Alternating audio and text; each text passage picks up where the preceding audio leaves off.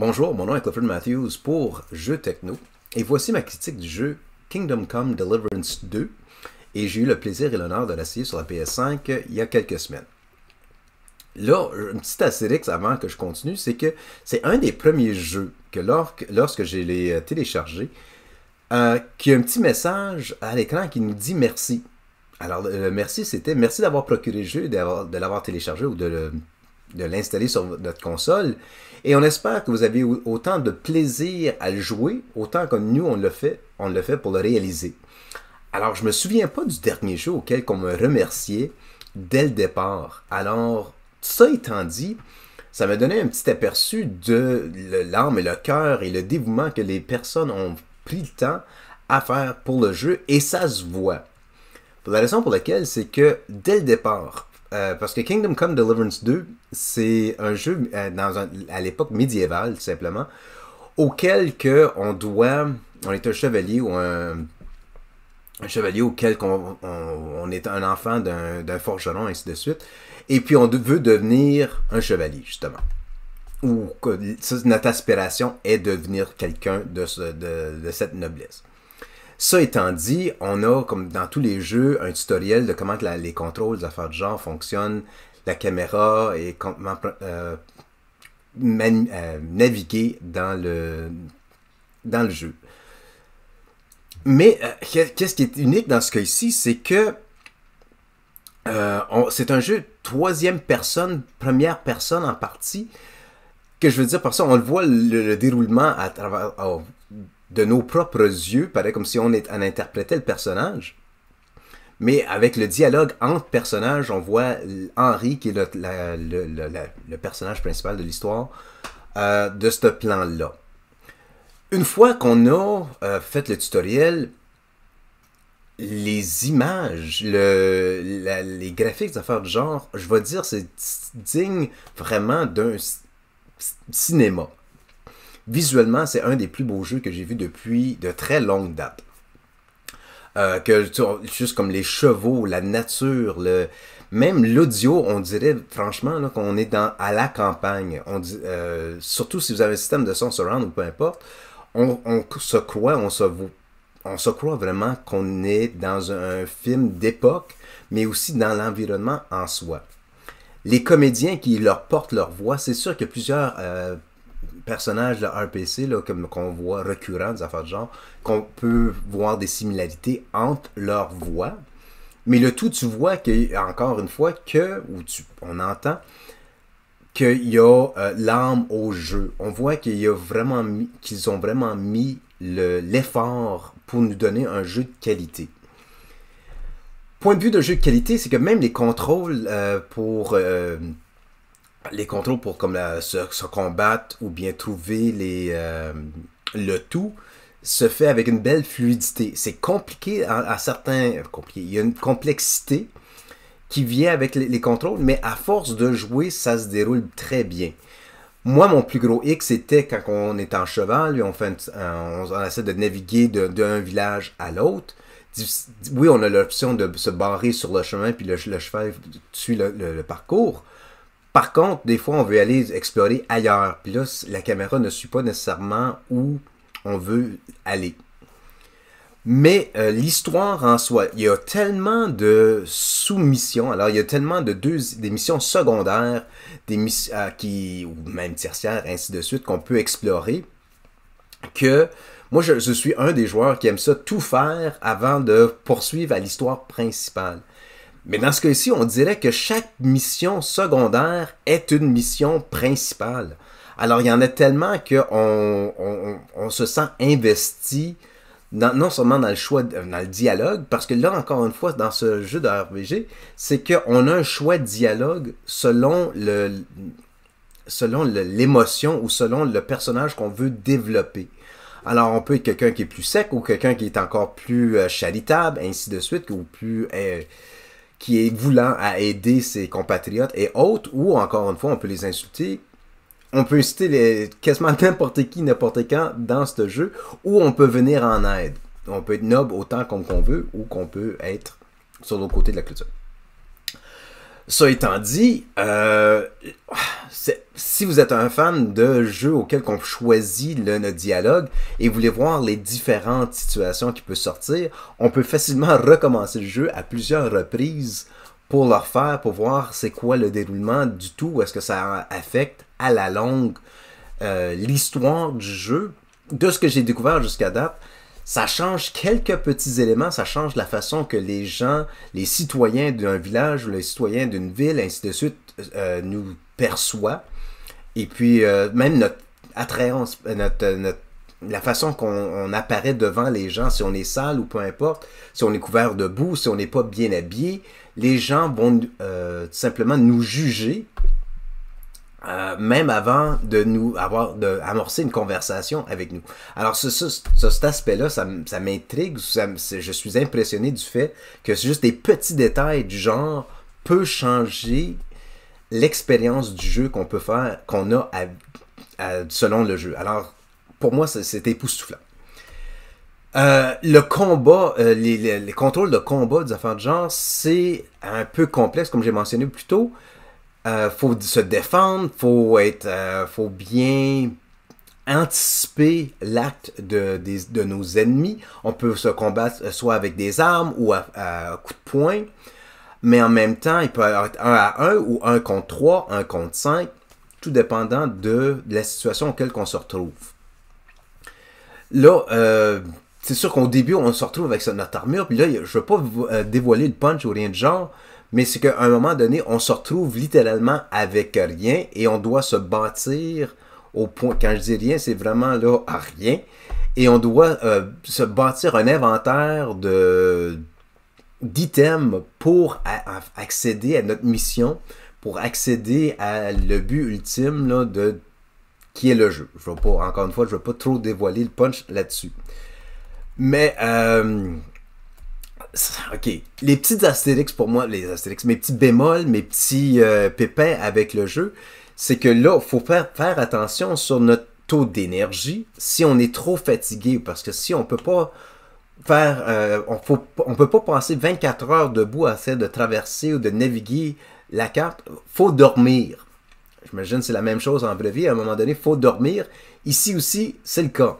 Faut bien se nourrir. Alors, il faut trouver de l'alimentation, il faut trouver de la nourriture, parce qu'autrement, on n'a pas assez d'énergie, on n'a pas assez de sommeil, alors on ne peut pas vraiment bien réfléchir, on ne peut pas bien se combattre, on ne peut pas bien amorcer à la prochaine étape, qui des fois peut être problématique pour la simple raison que, littéralement, on va cogner des clous dans le jeu. Tu peux être en plein combat et tu vas te cogner des clous.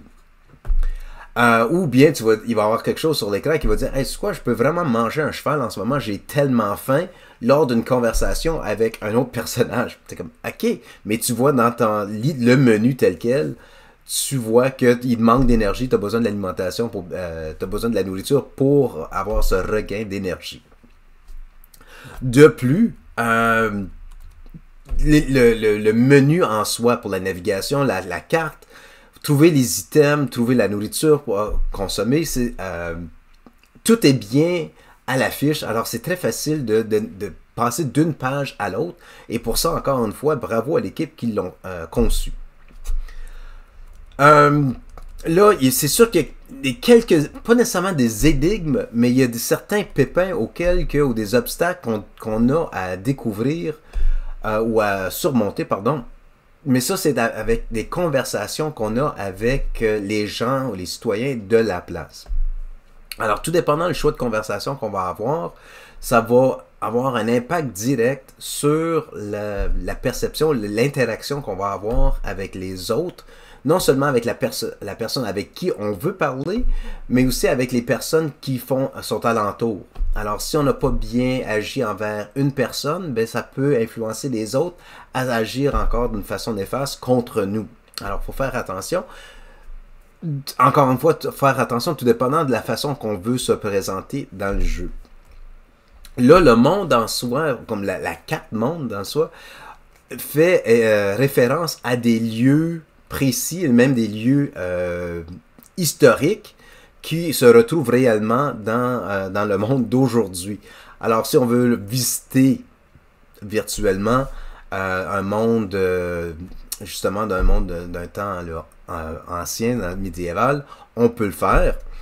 Euh, mais encore une fois, il y a des références, il y a même des personnages historiques qu'on peut voir aussi à travers du jeu, qui est bien. Alors c'est un beau clin d'œil, mais en même temps, ça fait, ça donne un côté plus légitime au jeu.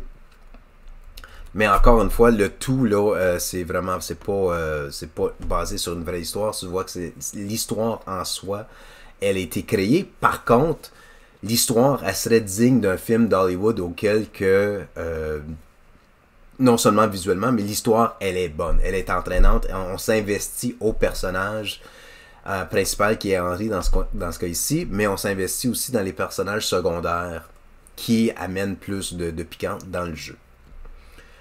La trame sonore, comme j'ai mentionné, elle est digne de, encore une fois, d'un film hollywoodien, mais encore une fois, juste les petits sons de nature, le rugissement des animaux, la fluidité de l'eau, la pluie, le tout est vraiment le minutieux auquel qu'on peut réellement, littéralement, s'y croire on écoute un film, plus qu'on écoute, ou on peut même dire qu'on peut être à l'extérieur.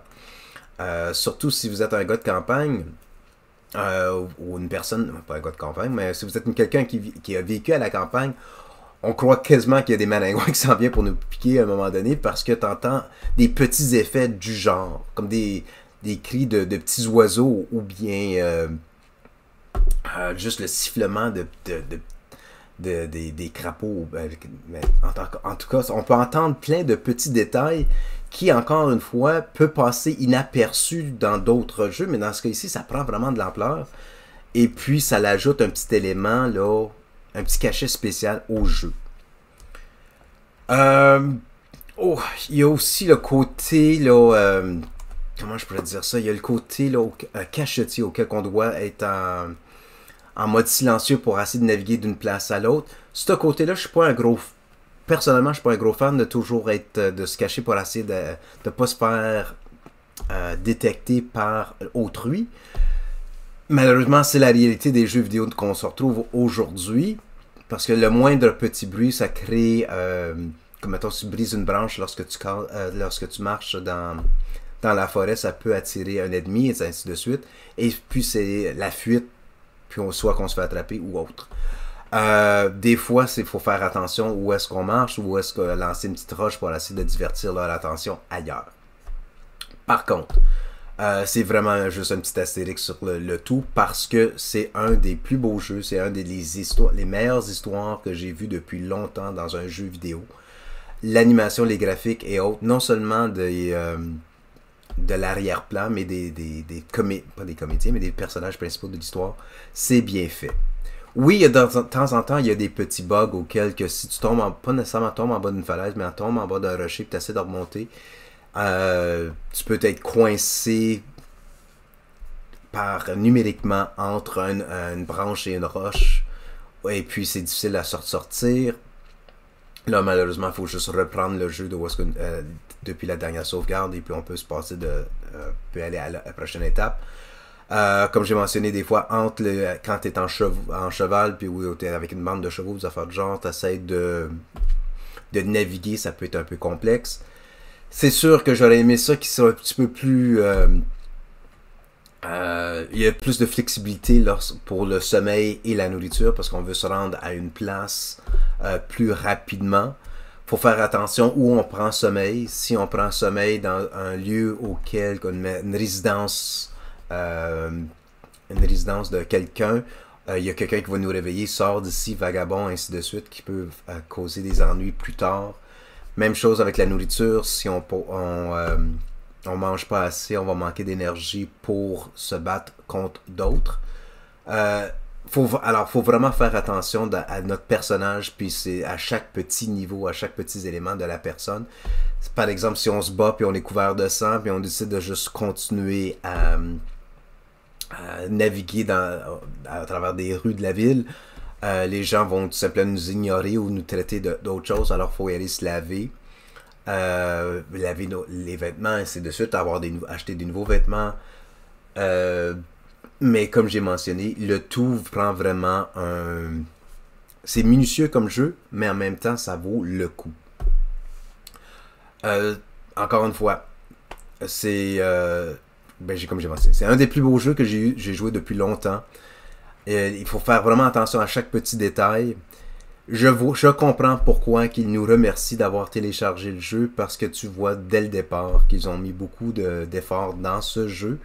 Et j'espère que vous êtes comme moi, lorsque vous allez essayer le jeu, vous allez télécharger ou peu importe, que vous allez voir la beauté de ce jeu, puis la complexité de ce jeu, parce que ça vaut vraiment le coup.